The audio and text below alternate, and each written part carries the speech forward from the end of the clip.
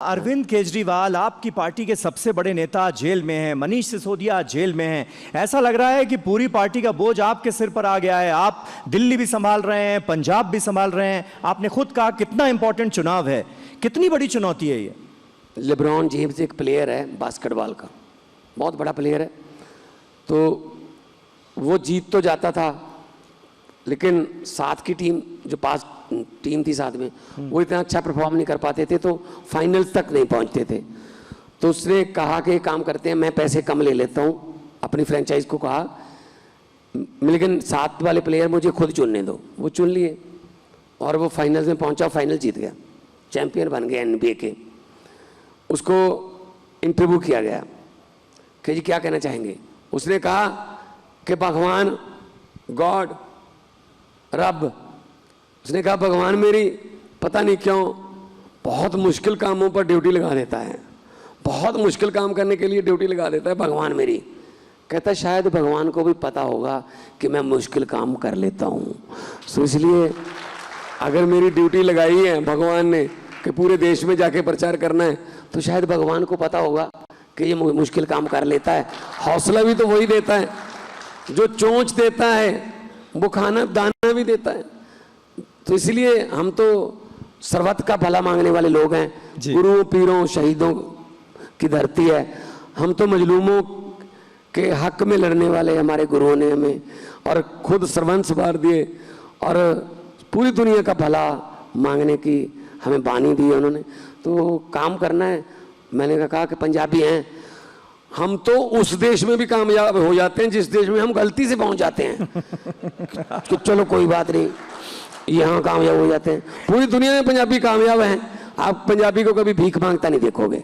तो इसीलिए पंजाबी कौम जो है हार्ड वर्किंग है, और हम यहाँ पे 150 मन दाने एक साल में पैदा करते हैं।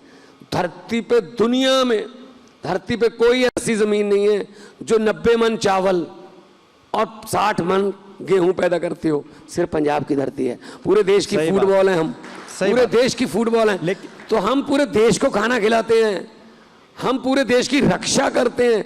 आज़ादियों में 80% कुर्बानियां हमारी। आज़ादी को कायम रखने के लिए आज कारगिल और अरुणाचल प्रदेश के बॉर्डर से लेके हमारे पंजाबी लड़के खड़े हैं अपना सीना तान के।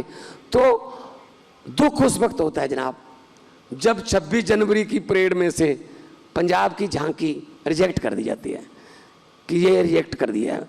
शहीद भगत सिंह को रिजेक्ट करने वाले कौन है? ये लाला लाजपत राय जी को, चंद्रशेखर आजाद जी को, करतार सिंह सराभा को, जलियांवाले बाग के कांड को रिजेक्ट करने वाले कौन है? ये तो मालिक बन के बैठ गए। ये देश किसी के बाप की जागीर नहीं है, ये 140-150 करोड़ लोगों का देश है, वही इसके मालिक हैं। 4 जून को लोग ये बता देंगे कि जो कुर्सी पे बैठे हो, ये कुर्सी तुम्हारी नहीं है, कुर्सी बिलोंग्स टू पीपल। लेकिन मान साहब, यहीं से ताल्लुक़ रखने वाले सरदार मनमोहन सिंह जब देश के प्रधानमंत्री बनते हैं तो आप लोग उनकी सरकार के खिलाफ आंदोलन करते हैं, तो कांग्रेस पार्टी तो ये कहती है नहीं, हम किसी व्यक्ति के खिलाफ थोड़ी करते, वो करप्शन के खिलाफ था। एंटी करप्शन मूवमेंट सी, एंटी करप्शन मूवमेंट से निकली हुई है। हमने कोई मनमोहन सिंह का नाम थोड़ी, वो तो आज भी हम मानते हैं इस बात को कि इतने बड़े इकोनॉमिस्ट, अर्थशास्त्री कि फ्रांस भी उनको कहता है कि हमारा बजट बना दे। इतने पढ़े लिखे सियाने बंदे जिनको दुनिया मानती है, हम उनका विरोध थोड़ी कर रहे थे, हम तो इनकी नीतियों का विरोध कर रहे थे। तो इसलिए इन्होंने, तो यानी आप कांग्रेस की नीतियों का बीजेपी वालों ने और कांग्रेस वालों ने हमें चिढ़ाया। ऐसे सड़क पे कानून नहीं बदलते, चुन के आइए, चुन के आइए। हमारा कोई इरादा नहीं था पार्टी बनाने का। जब चुन के आइए कहने लगे, फिर उन्होंने पार्टी बना ली। हम तो चुन के आ गए, वो रह गए, वो राज्यसभा के जरिए आए बाद में वापस। मैंने कहा तुम भी चुन के आओ पब्लिक से।